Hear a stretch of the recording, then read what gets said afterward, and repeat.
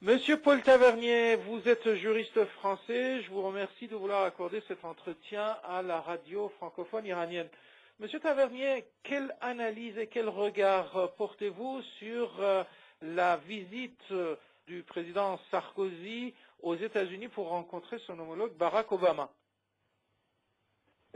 Cette visite avait pour but de resserrer les liens entre le président Sarkozy et le président américain Obama. Et vous savez bien sûr que le président Sarkozy a toujours eu une politique favorable aux États-Unis et a donné donc à la politique française en matière étrangère un infléchissement considérable vers les États-Unis, ce qui n'était pas le cas forcément auparavant.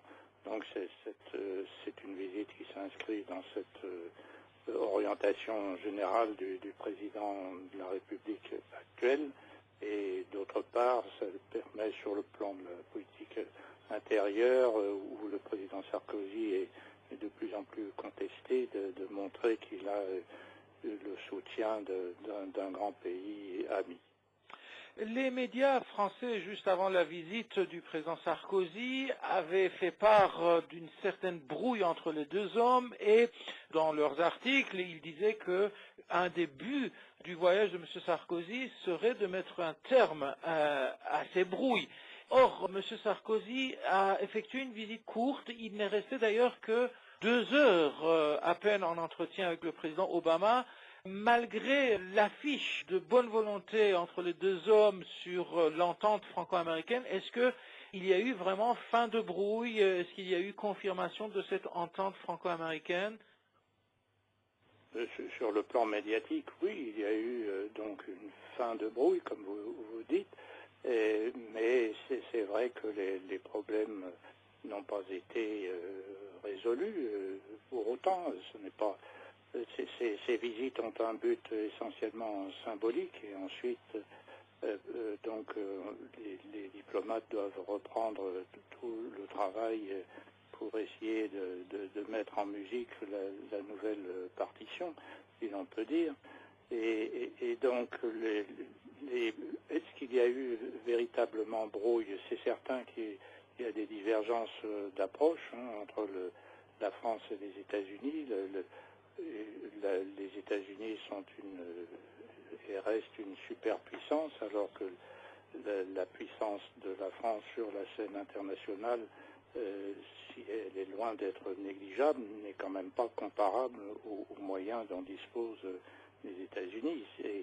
Et d'autre part, même pour des problèmes concrets comme l'Afghanistan, l'approche américaine n'est pas exactement la même que l'approche française, qui est pourtant favorable aux États-Unis. Justement, à propos de l'Afghanistan, est-ce que vous pouvez un petit peu développer votre idée, s'il vous plaît? Bien, vous savez que les États-Unis, et le président Obama en particulier, qui vient de se rendre d'ailleurs en Afghanistan, ont demandé à leurs alliés une participation militaire beaucoup plus importante, et il faut dire que sur ce plan, les alliés, même la Grande-Bretagne, se sont montrés plutôt réticents. Et donc en France, le président Sarkozy a senti que l'opinion publique n'était pas favorable à l'envoi de troupes en Afghanistan. Donc c'est une participation beaucoup plus réduite, notamment de gendarmes et de policiers, et d'assistance à la formation des gendarmes et des policiers afghans. Donc sur ce point, il y a certainement une divergence de vue ou d'appréciation de la situation. Le président Sarkozy doit tenir compte malgré tout de l'opinion publique, même s'il n'y a pas eu de véritable débat au Parlement français sur cette question, comme il y aurait dû en avoir. Le président Sarkozy a donc modéré son appui à la politique américaine en Afghanistan.